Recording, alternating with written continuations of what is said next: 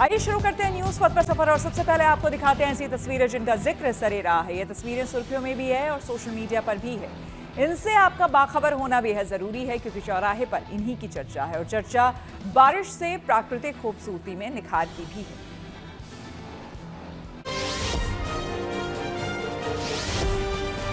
बारिश से गुजरात के कई हिस्सों में मुश्किल हालात भले बने हों, लेकिन उन्हें इस मुश्किल से बाहर निकालने के लिए एनडीआरएफ के ये जवान फौरन मौके पर नजर आते हैं। पोरबंदर में एक स्कूल के बाहर न सिर्फ पानी बढ़ा बल्कि उसका बहाव भी तेज था। ऐसे में 46 बच्चे स्कूल में फंसकर रह गए।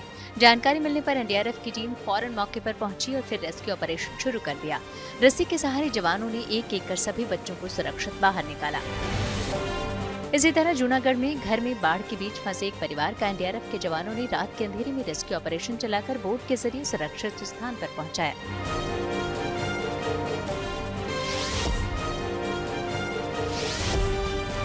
प्राकृतिक सुंदरता को बारिश कैसे और आकर्षक बना देती है, उसकी ये तस्वीरें हैं। गुजरात के डांग जिले में बारिश से अंबिका, पूर्णा, गिरा से लेकर खपरी का जलस्तर तक बढ़ा हुआ है। लेकिन इन सब के बीच पहाड़ियों से घिरे अंबिका नदी स्थित गिरा नाम के वाटरफॉल की छटा बहुत ही निराली हो गई है। हरियाली से ढके पहाड़ियों के बीच इस वाटरफॉल के नजारे मुक्त करने वाले हैं। यहाँ आने वाले पर्यटक इसके दीदार से बेहद खुश हैं।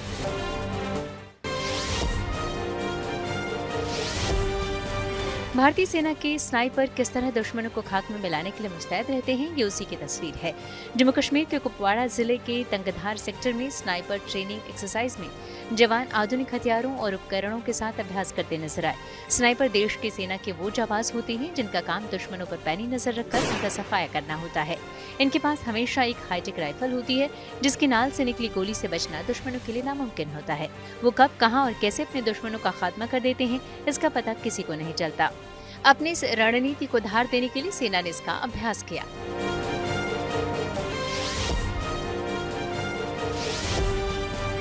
अनुशासन, देशभक्ति के साथ राष्ट्रीय एकता और राष्ट्र निर्माण में योगदान देने वाले एनसीसी कैडेट्स की ये तस्वीर जम्मू कश्मीर के अखनूर की है, जहां एनसीसी कैडेट्स दिवस का आयोजन हुआ। इस मौके पर खासकर गर्ल्स कैडेट्स आकर्षण का केंद्र रही। इस कार्यक्रम में मेक इन इंडिया पहल के तहत बने advanced assault weapon AK-203 rifle का प्रदर्शन करते हुए कैडेट्स को इससे परिचित कराया गया। कैडेट्स इन हथियारों की बारीकियां समझने की कोशिश करते भी नजर आए। इस कार्यक्रम का मकसद बॉर्डर एरिया में तैनात एनसीसी कैडेट्स के साहस, प्रतिबद्धता और आत्मविश्वास को प्रदर्शित कर नेक्स्ट जनरेशन के लीडर्स को प्रेरित करना था। न्यूज पथ में आगे दिखाते हैं कि जनरेशन Z की फ्रिज, सिगरेट। जी हाँ, आज की युवा जनरेशन जो कुछ भी करती है तो वो ट्रेंड बन जाता है। दरअसल ये जेन ज़ी अपनी हर छोटी बड़ी बात सोशल मीडिया पर शेयर करती है। सोशल मीडिया पर आने के बाद ये तेजी से वायरल होती है और वायरल होते होते कुछ ना कुछ नया ट्रेंड बन ही जाता है।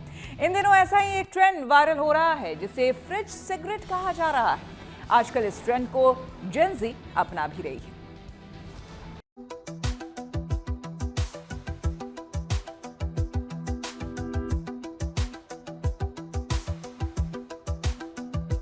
सोशल मीडिया पर आए दिन नए नए ट्रेंड वायरल होते रहते हैं।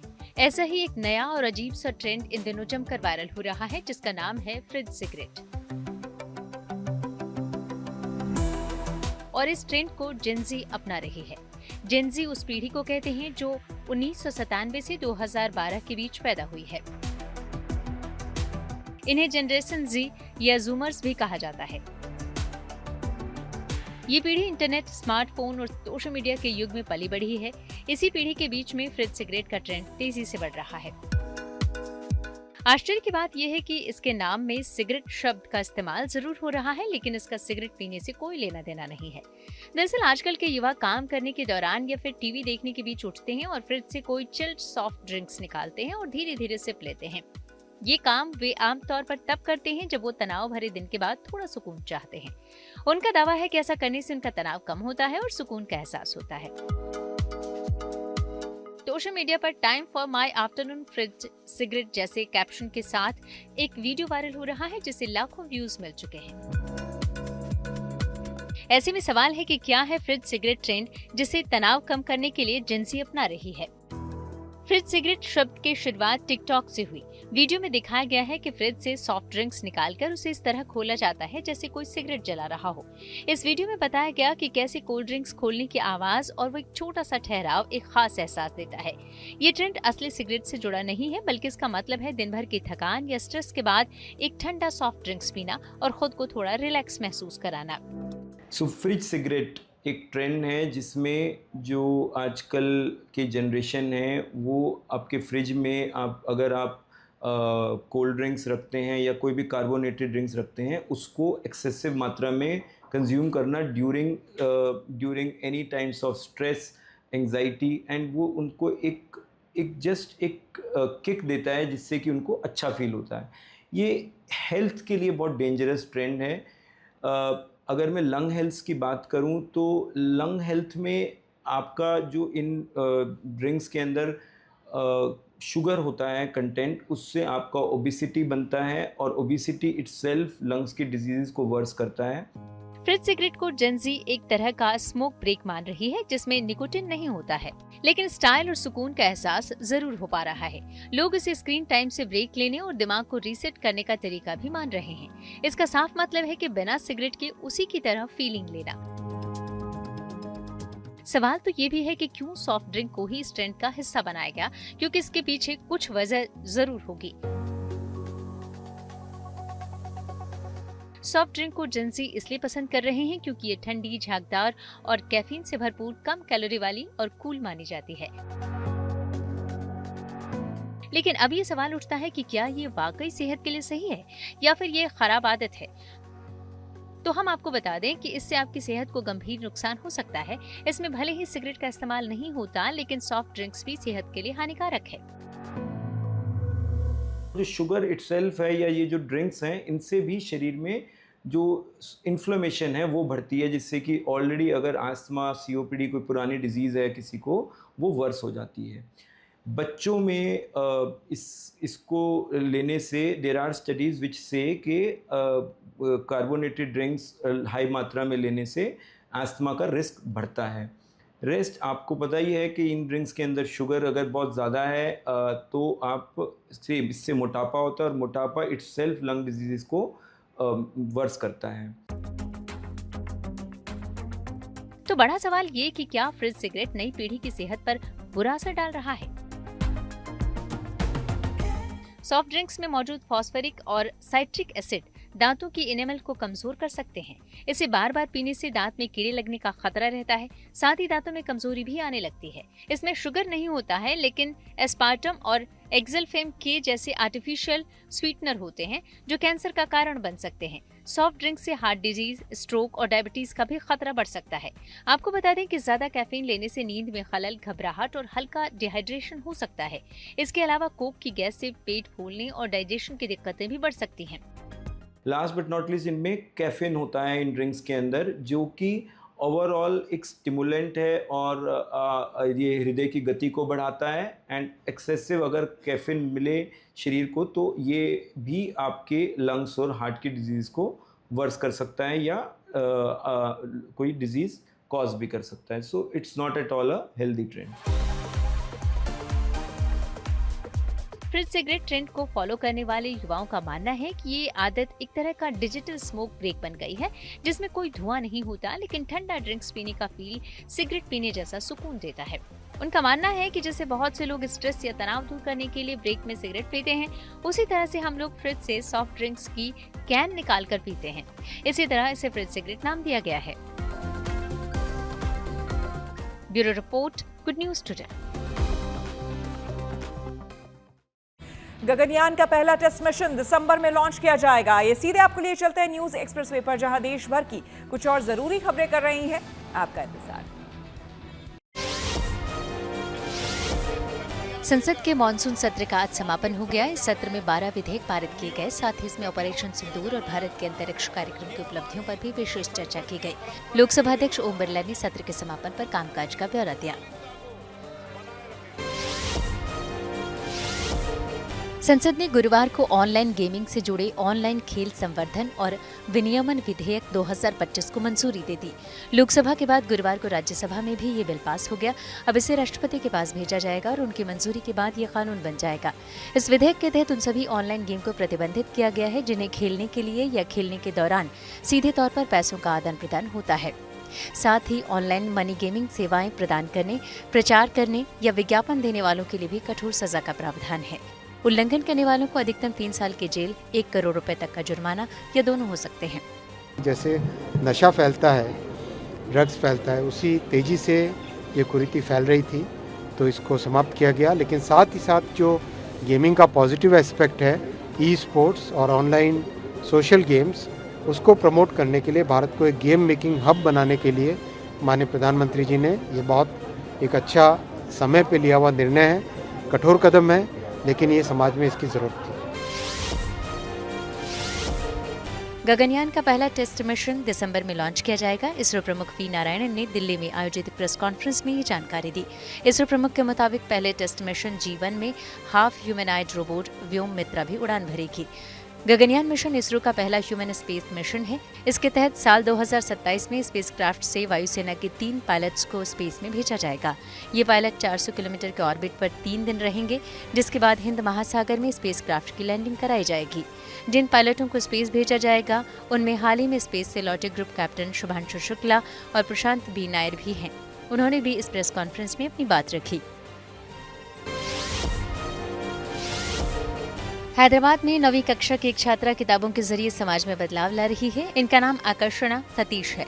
ये हैदराबाद पब्लिक स्कूल बेगमपेट में 9वीं की छात्रा हैं। इन्होंने ओपन लाइब्रेरी परियोजना के तहत हैदराबाद के सरकारी बाल सुधार गृह में अपनी नई लाइब्रेरी खोली है। इनमें तेलुगु, हिंदी, उर्दू और अंग्रेजी की करीब 720 किताबें हैं। वो शहर में अब तक ऐसी 24 लाइब्रेरी खोल चुकी हैं। इस काम के लिए उन्हें प्रधानमंत्री कार्यालय के जरिए भारतीय राष्ट्रीय पुस्तक न्यास से 8000 पुस्तकों के अलावा कुछ लोगों के सहयोग भी मिला है। आकर्षणा की इस नेक पहल के लिए तेलंगाना की महिला एवं बाल कल्याण मंत्री अनुसुईया सीथक्का ने उन्हें सम्मानित भी किया। पंजाब के संगरूर जिले के एक बुजुर्ग किसान ने खेती में नया विकल्प अपनाकर अपनी किस्मत बदल ली। पहले आलू की खेती करने वाले देहकला गांव के 65 साल के बचित्र सिंह गर्चा जब खेती में नुकसान उठाकर कर्ज के दलदल में फंसने लगे, तब विशेषज्ञों की सलाह पर उन्होंने सोयाबीन की खेती का विकल्प चुना और अब सोया उत्पाद से हर महीने 1 से 1.5 लाख रुपए तक कमा रहे हैं। आज उनका अपना ब्रांड है विगोर, जहां हर दिन 1 से 1.5 क्विंटल पनीर और लगभग 1 क्विंटल दूध तथा इससे बने उत्पाद तैयार होते हैं। बचित्र सिंह पिछले 20 सालों से सोया प्रसंस्करण का काम कर रहे हैं। केंद्र सरकार द्वारा समय समय पर उन्हें तकनीकी मदद भी दी जाती रही है।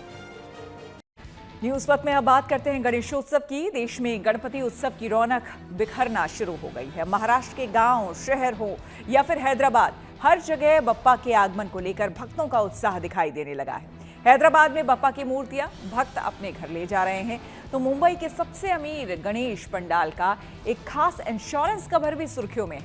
इसके अलावा जयपुर के मोती डूंगरी गणेश मंदिर को भी खूब सजाया गया है। मान्यता है कि इस मंदिर में श्रद्धा से भगवान गणेश की अगर भक्ति की जाए तो सभी मनोकामनाएं पूरी होती हैं। गणेशोत्सव के मौके पर जहां महाराष्ट्र में खूब धूमधाम रहती है, वहीं हैदराबाद में भी गणेशोत्सव के एक से बढ़कर एक रंग बिखर रहे हैं।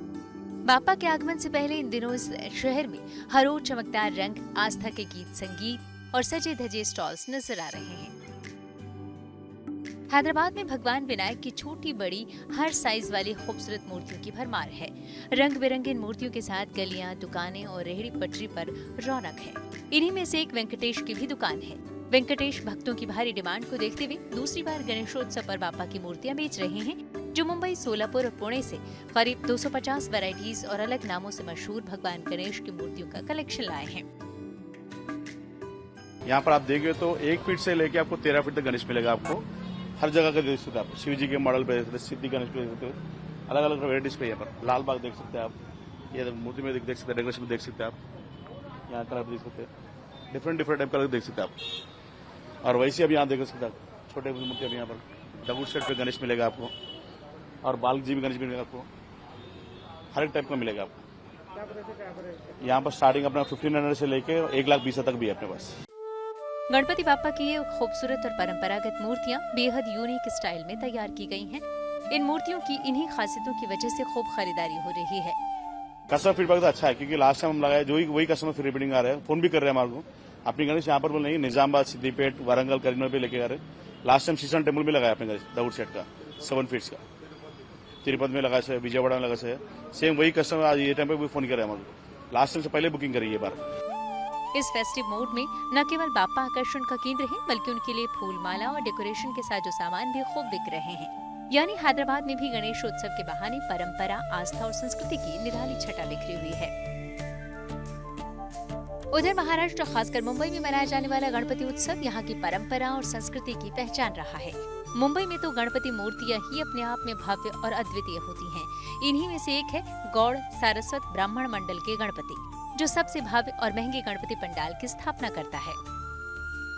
हर बार की तरह इस बार भी गौड़ सारस्वत ब्राह्मण मंडल सबसे अमीर गणपति की स्थापना करेगा। जीएसबी मंडल ने अपने पंडाल के लिए इस साल रिकॉर्ड 475 करोड़ का बीमा कराया है। पिछली बार 400 करोड़ रुपए का बीमा कराया गया था। वहीं इस साल बीमा राशि बढ़ाने की कुछ वजह रही है। बाप्पा की मूर्ति पर चढ़े सोने चांदी की ज्वेलरी का बढ़ता मूल्य और सेवकों की संख्या में बढ़ोतरी वजह बताई जा रही है। ऐसे में न्यू इंडिया इंश्योरेंस कंपनी ने मंडल को ये बीमा कवर प्रदान किया है। पॉलिसी में all risk cover, standard fire, special peril policy, public liability और सेवकों के लिए पर्सनल एक्सीडेंट कवर शामिल है। वैसे तो गणेश चतुर्थी महोत्सव पूरे देश में 27 अगस्त को मनाया जाने वाला है, लेकिन जयपुर के प्रसिद्ध मोती डूंगरी गणेश मंदिर में अभी से गणेशोत्सव का शुभारंभ हो गया है। गणेश महोत्सव का आरंभ बुधवार को भगवान लंबोदर को 1.25 लाख मोदकों के अर्पण से हुआ। विघ्नहर्ता को कुल मिलाकर 251 किलो के 2 विशाल मोदक, 51 किलो के 5, 21 किलो के 21, 1.25 किलो के 1100 और हजारों की संख्या में छोटे छोटे मोदक अर्पित किए गए। इस विशेष अवसर पर भगवान गणेश का भोग लगाने के लिए करीब 14,600 किलो सामग्री का उपयोग किया गया, जिसमें 2,500 किलो शुद्ध घी, 3,000 किलो बेसन, 9,000 किलो शक्कर और 100 किलो मेवे का इस्तेमाल किया गया। इस 8 दिन के महोत्सव की शुरुआत मोदक झांकी से हुई है, जिसमें गणेश जी महाराज को खास 1.25 लाख मोदकों से सजाया गया है। उनके आगे अर्पित ये 1.25 लाख मोदक किए गए हैं, जिसमें 251 किलो के 2 मोदक, 51 किलो के 5 मोदक और उसके अलावा 21 किलो के 1.25 किलो के और कई सारे छोटे मोदक मिला के 1.25 लाख मोदकों से गणेश जी महाराज के सामने भी अर्पित हुए। गणेश चतुर्थी में भले ही 5 दिन का वक्त बचा हो, लेकिन जयपुर के इस मंदिर में अभी से भक्ति और आस्था का समंदर उमड़ने लगा है। पूरा मंदिर परिसर गणपति बाप्पा मोरिया के जयकारों से गूंज रहा है। इस मंदिर में गणेशोत्सव पूरे 8 दिनों तक मनाया जाता है और अलग अलग दिन श्रद्धा और भक्ति से जुड़े कार्यक्रमों का आयोजन होता है। पहले दिन मोदक के भोग के साथ भगवान श्री गणेश का श्रृंगार व्हाइट गोल्ड के मुकुट से किया गया, जिसको बनाने में हीरा, पन्ना, मोती और रूबी का इस्तेमाल किया गया। गणेश चतुर्थी की पूर्व संध्या पर पार्वती नंदन को चांदी के सिंहासन पर विराजमान कर सोने का मुकुट और नौलखा हार पहनाया जाएगा और महोत्सव का समापन 28 अगस्त को होने वाली भव्य शोभा यात्रा से होगा। 28 तारीख को भव्य शोभा यात्रा, जिसमें अलग अलग करीबन 70 समाज जुटेंगे, अलग अलग झांकियां सजाई जाएंगी और यहाँ से वो खास शोभा यात्रा निकाली जाएगी, जो कि गढ़ गणेश मंदिर तक जाएगी। फिलहाल गणेश चतुर्थी से गणेशोत्सव आरंभ होगा। ऐसे में मंदिर पंडालों में तैयारियां और साज सजावट जोर शोर से हो रही है और भक्तों को अपने बाप्पा के आने का इंतजार है। जयपुर से रिदम जैन के साथ मुंबई से Dharmendra Dubey, good news today. News वक्त पर आगे है धन बाजार, जहां शेयर बाजार से लेकर कारोबार तक की सभी अहम खबरें होती हैं, जिसका सीधा रिश्ता आपकी आमदनी आपकी जेब से होता है। तो तेज रफ्तार खबरों के बीच ये जरूरी खबरें छूट ना जाए, इसलिए सीधे आपको लिए चलते हैं धन बाजार। गुरुवार को लगातार छठे दिन शेयर बाजार में बढ़त देखने को मिली। सेंसेक्स 143 अंकों पर चढ़कर 82,001 पर बंद हुआ। वहीं निफ्टी भी 33 अंकों पर चढ़ा, ये बढ़कर 25,084 पर पहुंच गया। गुरुवार को सोने चांदी की कीमतों में तेजी आई। दिल्ली सराफा बाजार में सोना 600 रुपए महंगा हुआ। इसके साथ ही दिल्ली में 10 ग्राम सोने की कीमत बढ़कर 1,620 रुपए हो गई। वहीं चांदी भी 1,500 रुपए ऊपर चढ़ी। अब 1 किलो चांदी की कीमत बढ़कर 1,14,000 रुपए पर पहुंच गई। गुरुवार को डॉलर के मुकाबले रुपया फिसल गया। इसमें 18 पैसे की गिरावट आई। इस तरह 1 डॉलर के मुकाबले रुपए की कीमत 87 रुपए 25 पैसे हो गई। टेक कंपनी एप्पल बेंगलुरु में अपना नया रिटेल स्टोर खोलने जा रही है। इस स्टोर का नाम एप्पल हेबल रखा गया है। इसका लुक और डिजाइन भारत की संस्कृति को ध्यान में रखकर तैयार किया गया है। स्टोर के बाहर की सजावट में मोर के पंखों से प्रेरित खूबसूरत आर्ट वर्क किया गया है। देश में एप्पल का ये तीसरा स्टोर है जो बेंगलुरु के फिनिक्स मॉल ऑफ एशिया में खुलने जा रहा है। इसकी ओपनिंग 2 सितंबर को होगी। लेक्सस इंडिया ने अपनी मशहूर लग्जरी एसयूवी NX 350h को नए अपडेट के साथ भारत में लॉन्च कर दिया। इस नए मॉडल में कुछ कॉस्मेटिक बदलाव किए गए हैं, साथ ही इसमें 2 नए कलर ऑप्शन भी जोड़े गए हैं। साथ ही फीचर्स और सेफ्टी को भी अपग्रेड किया गया है। खास बात यह है कि एसयूवी अब E20 फ्यूल के साथ भी चल सकेगी। इसकी शुरुआती कीमत करीब 68 लाख रुपए रखी गई है। इसकी बुकिंग भी शुरू हो गई है। न्यूज़ पथ के सफर में अब सोशल अड्डा का रुख करते हैं, जहां आज बात होगी दिल्ली की। जी हां, मीडिया रिपोर्ट के मुताबिक दिल्ली की रेखा गुप्ता सरकार राजधानी के फ्लाईओवर को लेकर एक बड़ी पहल करने जा रही है। दिल्ली सरकार शहर के फ्लाईओवर के नीचे खाली जगह को जनता के लिए उपयोगी बनाने की योजना बना रही है। दिल्ली का पब्लिक वर्क्स डिपार्टमेंट फ्लाईओवर के नीचे open play area, gym, library और कार क्लीनिंग सर्विस जैसी सुविधाएं देने पर काम कर रहा है।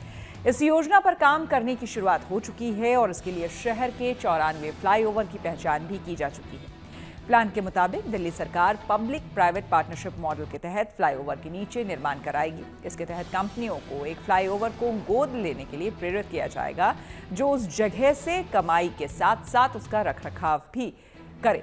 दिल्ली में अफ्रीका एवेन्यू, चिराग दिल्ली, IIT, मोती बाग, पंजाबी बाग जैसे फ्लाईओवर सबसे लंबे हैं और जहां ज्यादा जगह भी मिल सकती है। माना जा रहा है कि हर फ्लाईओवर को एक थीम पर डिजाइन किया जाएगा। इस पर कंसल्टेंसी के लिए PWD ने टेंडर निकाल दिए हैं। प्लान और प्रोजेक्ट तैयार होने के बाद PWD की ओर से प्राइवेट कंपनियों से इन फ्लाईओवर की जगह के इस्तेमाल के लिए आवेदन मांगे जाएंगे। जाहिर है, इस योजना से फ्लाईओवर के नीचे खाली पड़ी जगह का अच्छा इस्तेमाल होगा, साथ ही इन जगहों के रखरखाव में भी मदद मिलेगी। इस योजना को लेकर हमने दिल्ली के लोगों से बात की और उनकी राय जानी। दिल्ली सरकार के PWD डिपार्टमेंट अब फ्लाईओवर के नीचे कमर्शियल काम जो है एक्टिविटी वो करने जा रही है। दिल्ली के 94 फ्लाईओवर को जिनमें से चुना गया है, उनमें से एक मोती बाग फ्लाईओवर है। ये जहां हम खड़े हैं, ये मोती बाग फ्लाईओवर है। आप देख सकते हैं ये जो स्पेस दिख रहा है, इन्हीं कुछ स्पेस पे जो है वो एक्टिविटी होने वाली है। इसका दरअसल कमर्शियल एक्टिविटी होगा और कई सारी चीजें हैं वो यहाँ पे होगी, जिसमें आपको लाइब्रेरी भी बन सकता है, कार वॉशिंग बन सकता है, किसी को अपना शॉप खोलना हो वो चीजें खुल जाएंगी। अब देखिए फ्लाईओवर के ठीक नीचे हम लोग आ गए हैं। ये जैसा कि आप खाली स्पेस देख रहे हैं, यहाँ पे जो है उस तरह की जो दुकानें हैं या फिर ऑफिस है, कुछ भी खुल सकता है, खाली जगह है। और देखिए अभी फिलहाल यहाँ पे गंदगी भरा हुआ है और इस चीज को करने से पहले शायद यही उद्देश्य है, जो गंदगी यहाँ देखने को मिल रही है वो गंदगी ना रहे और उसकी जगह पे जो काम है वो अच्छे काम हो, लोगों का फायदा हो। यहाँ पे कुछ लोग हैं हमारे साथ जो कि इनसे बात करते हैं। सर, PWD डिपार्टमेंट जो है अब इन जगहों को एक तरह से कमर्शियल बनाने वाली है, लोगों के जरूरत की जो चीजें है उसके लिए करने वाली है, क्या कहेंगे इस प्रयास? बहुत अच्छी बात है। अगर PWD ऐसा करती है तो ये जो फ्लाईओवर के नीचे साफ सफाई भी अच्छी रहेगी, बदबू नहीं आएगी, लोग टॉयलेट करते हैं, पेशाब करते हैं, उन चीज़ों से भी बचेंगे। और जो कुछ असामाजिक तत्व जो यहाँ शराब पीते हैं और मतलब नशे का कारोबार करते हैं, वो सब इन फ्लाईओवरों के नीचे छुप के शेल्टर नहीं ले पाएंगे। ये बहुत अच्छा कदम है, दुकानें खुल जाएंगी, अच्छा है लोगों को। ऊपर मेट्रो है, फ्लाईओवर है, उसके नीचे दुकान हो जाएगी तो कुछ भी सामान कहीं भी आने जाने जो यहाँ से मेट्रो के लिए जाते हैं, कुछ उनकी काम की होगी, चाहे फोटोकॉपी करानी हो, कोई फोटोकॉपी निकालनी हो, कोई बच्चों के, आजकल स्टूडेंटों के बहुत ज़रूरी काम होते हैं, इंटरनेट से कुछ चीज़ें निकालनी हो तो काम अगर दुकानें होगी तो सहूलियत हो सकती है। इससे बहुत बेनिफिट मिलेगा। सबसे बड़ा फायदा इससे रोजगारी पे भी असर पड़ेगा, लोग वालों को कारोबार मिलेगा। एक दुकान खुलेगी, 2-4 लोगों को रोजगार मिलेगा। और जो राहगीर अंदर साइड में उन्हें दुकानें नहीं मिलती खाने की, पीने की, और जो भी छोटी मोटी चीज़ों की है उन्हें भी उस चीज़ की बहुत सुविधा मिलेगी। बिल्कुल बहुत बढ़िया कदम लग रहा है। जैसे कि आने जाने वाले राहगीरों को ज़रूरी सामान की सुविधाएं, स्टूडेंट्स होते हैं यहाँ से निकलते हैं, उनको सारी सुविधाएं हर जगह मुहैया हो पाएगी। उनको लोकल मार्केट में जाने के लिए रिक्शा करके फिर लोकल मार्केट में जाएंगे तो तभी सामान मुहैया हो पाएगा। और लेकिन ये कदम से उनको ये फ़ायदा मिल पाएगा कि कहीं पे भी जाकर वो अपना ज़रूरी जो काम है वो कर सकते हैं और ज़रूरी सामान ले सकते हैं। अगर ये सरकार कर रही है तो बहुत अच्छा कर रही है। यहाँ पे बहुत आदमी हैं जिनको पानी की ज़रूरत होती है, कोई सैंडविच चाहिए होता है, भूखे प्यासे आते हैं लोग। यहाँ पे हमसे पूछते हैं बहुत खाने का सामान कहाँ मिलेगा। अगर यहाँ पे दुकान बन जाएगी तो बहुत आदमियों को सुविधा होगी, उससे बहुत पब्लिक को फायदा होगा। पैदल जाते हैं, उनको भी पानी की ज़रूरत होती है, पानी नहीं होता, खाने पीने का सैंडविच हर चीज़ की सुविधा होगी उनको भी। यहाँ पे रहने के वालों के लिए बहुत अच्छा सरकार कर रही है। दिल्ली में फ्लाईओवर को लेकर बनाई जा रही योजना पर हमने आपको आम लोगों की प्रतिक्रिया दिखाई, लेकिन अब जमाना एआई यानी कि आर्टिफिशियल इंटेलिजेंस का है। आज लोगों के फोन पर मौजूद ChatGPT और ग्रॉक जैसे एआई चैटबॉट हर सवाल का जवाब देते हैं। ऐसे में हमने एआई चैटबॉट से भी पूछा कि दिल्ली में फ्लाईओवर के नीचे ओपन प्ले एरिया, जिम और लाइब्रेरी खोलने का फैसला कैसा है। ChatGPT का कहना है कि फ्लाईओवर के नीचे की जगह अक्सर खाली और अनुपयोगी रहती है। इन जगहों का सामाजिक और रचनात्मक उपयोग शहर के लिए बेहतर है, लेकिन फ्लाईओवर के नीचे अक्सर शोर और धूल ज़्यादा होती है, जो खेलने, पढ़ने या व्यायाम करने में बाधा बन सकती है। ChatGPT ने लोगों की सुरक्षा के लिहाज से बताया कि फ्लाईओवर के नीचे रोशनी, निगरानी और ट्रैफिक की निकटता को ध्यान में रखकर सुरक्षा के पुख्ता इंतजाम करने होंगे। वहीं गूगल के एआई चैटबॉट जेमिनी का मानना है कि दिल्ली में फ्लाईओवर के नीचे ओपन प्ले एरिया, जिम और लाइब्रेरी खोलने का फैसला एक अच्छा कदम है, जो कि कई तरह से फायदेमंद हो सकता है। इस पहल से लोगों को एक साथ लाने में मदद मिलेगी, जहां वे मिलजुल सकते हैं। ये कदम लोगों की भलाई और सामुदायिक एकजुटता में भी मदद करेगा। जेमिनी ने कहा कि इन जगहों को साफ और सुरक्षित रखना एक बड़ी चुनौती होगी। इसके लिए लगातार देखभाल और निगरानी की जरूरत होगी। एआई चैटबॉट ग्रॉक के मुताबिक ये फैसला दिल्ली जैसी घनी आबादी वाले शहर में सार्वजनिक सुविधाओं को बढ़ाने की दिशा में एक प्रगतिशील कदम है। हालांकि इसकी सफलता नियमित रखरखाव, सुरक्षा उपायों और सामुदायिक सहभागिता पर निर्भर करेगी। ग्रॉक का मानना है कि अगर इसे प्रभावी ढंग से लागू किया जाए तो ये दिल्ली के नागरिकों के लिए एक स्वस्थ, शिक्षक और सामुदायिक रूप से जुड़ा हुआ वातावरण बना सकता है। अब रुक करते हैं प्रगति मार्ग का, जहां ऐसी खबरें हैं जो कि देश की तरक्की, प्रगति और लोगों की काबिलियत दिखाती है। आज बात हिंदुस्तान के रक्षा क्षेत्र में बढ़ती ताकत की। अग्नि 5 मिसाइल का सफल परीक्षण दुश्मनों को बड़ा संदेश दे रहा है। स्वदेशी तकनीक से विकसित long range intercontinental ballistic missile की रेंज में चीन और पाकिस्तान का चप्पा चप्पा है। MIRV तकनीक अग्नि 5 मिसाइल को बेहद घातक बनाती है।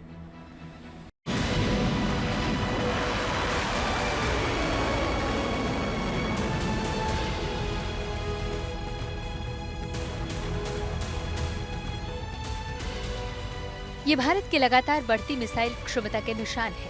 ओडिशा के चांदीपुर में इंटीग्रेटेड टेस्ट रेंज से 20 अगस्त की शाम स्वदेशी रूप से विकसित इंटरमीडिएट रेंज बैलिस्टिक मिसाइल अग्नि 5 का सफल परीक्षण किया। ये हिंदुस्तान की सबसे ताकतवर मिसाइल है, जिसके जद में चीन और पाकिस्तान का चप्पा चप्पा है।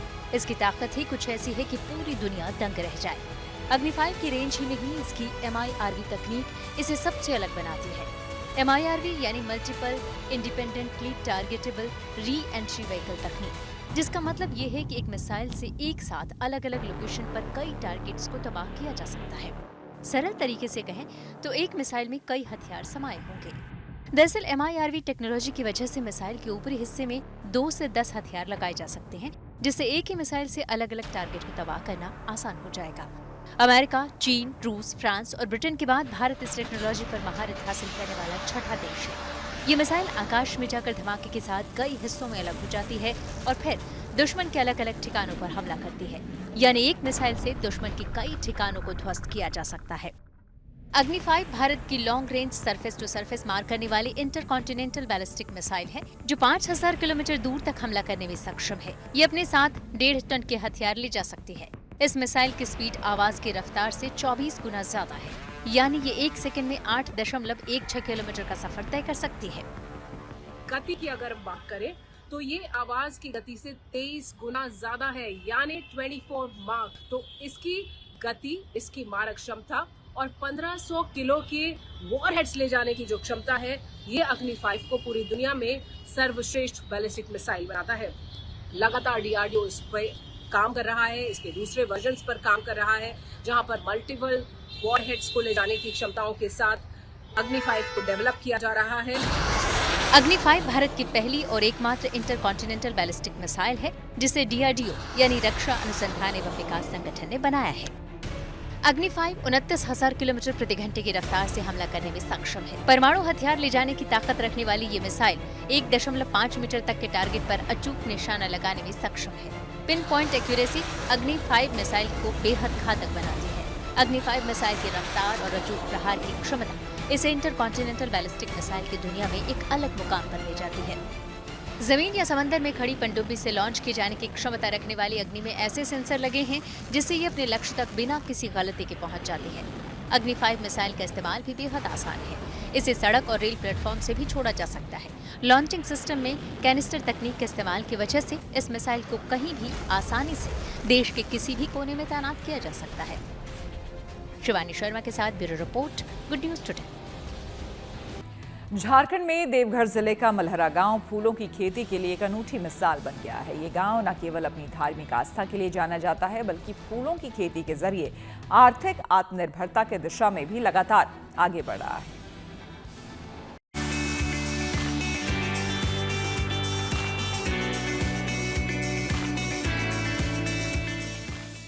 देवघर के मोहनपुर प्रखंड का ये छोटा सा गांव है मलहरा। मलहरा गांव किसी पहचान का मोहताज नहीं है। इसे लोग फूलों का गांव कहते हैं। वजह करीब 3000 की आबादी वाला ये गांव पूरी तरह से गेंदे की खेती पर निर्भर है। यहाँ के खेतों में दूर दूर तक सिर्फ गेंदे के फूल नजर आते हैं। गांव के हर घर में कोई न कोई किसान है और हर किसान की कमाई का जरिया सिर्फ और सिर्फ फूल है। हम लोग फूल की खेती ले हम लोग परंपरागत पूर्वजों से चलते हुए आ रहे हैं। हम लोग को फूल की खेती यही मंदिर और बस के नाथ भी सप्लाई होते हैं। हम लोग इसी से गुजर बसर करते हैं। बहुत अधिक फायदा होता है और इसके इंतजार में हम लोग लगन का करते हैं कि जल्दी लगन आए, हम लोग का मुनाफा ज़्यादा मिले। 1 एकड़ जमीन में मुश्किल से वही 20-25 हज़ार खर्चा हो सकता है और इसमें कमाई 50 से 60 हज़ार होती है। देवघर यानी बाबा वैद्यनाथ धाम 12 ज्योतिर्लिंगों में से एक है। यहाँ पूरे साल पूजा पाठ के लिए फूलों की जरूरत रहती है। इस जरूरत को पूरा करने का काम गांव के किसान सालों से करते आ रहे हैं। गांव के किसान को अपनी उपज बेचने के लिए कहीं दूर नहीं जाना पड़ता।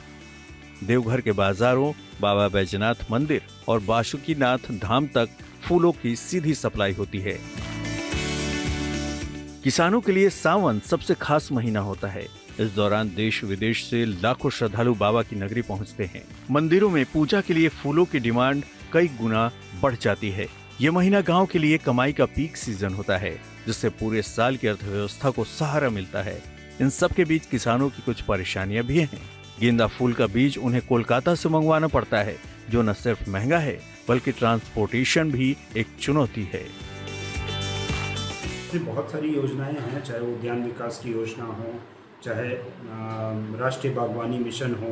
ये बहुत सारी योजनाएं चलती हैं जिसमें 100% अनुदान या फिर 50% अनुदान पे हम लोग किसानों को पौधों का वितरण करते हैं। जो विभिन्न तरह की पौधे हैं, स्पेशली हम लोग गेंदा फूल का, और इस बार हम लोग को 100 एकड़ का अलग से आवंटित भी हुआ है गेंदा फूल के लिए, जो स्पेशली देवघर को ही अलॉटमेंट मिला है। दरअसल यहाँ के किसान अब सिर्फ मंदिरों पर निर्भर नहीं रहना चाहते। उन्हें दरकार है तकनीकी सहायता, सब्सिडी और मार्केटिंग की सुविधा की, ताकि वो गेंदा के साथ साथ दूसरे फूलों की किस्में भी उगा सकें और राज्य के बाहर सप्लाई कर सकें। इसके लिए राज्य सरकार लगातार प्रयास कर रही है, क्योंकि मकसद साफ है कि सही दिशा और समर्थन से मलहरा गाँव झारखंड ही नहीं बल्कि पूरे देश के लिए एक रोल मॉडल बन सकता है। देवघर से शैलेंद्र मिश्रा के साथ bureau report, good news today.